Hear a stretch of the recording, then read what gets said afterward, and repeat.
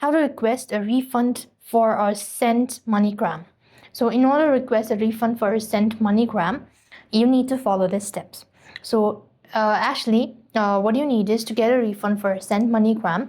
You can cancel the transfer immediately through the MoneyGram website or an app transaction history as well, the self-service portal, or by returning to the agent's location as well. So what you want to do is first of all, you could log into your MoneyGram account, and once you're logged into your MoneyGram account, you could just go to the transaction history and select transfer and go to cancel.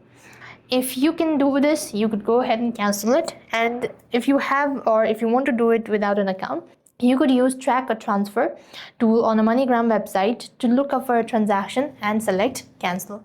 So if you don't have an account on your browser, then you just want to go to track MoneyGram. Once you do this, you could click onto the link, and that's how you're going to cancel your transaction as well. If none of these procedures work, you can directly contact support, let them know about it, and they're going to take things from there. So thank you for watching. See you in the next video.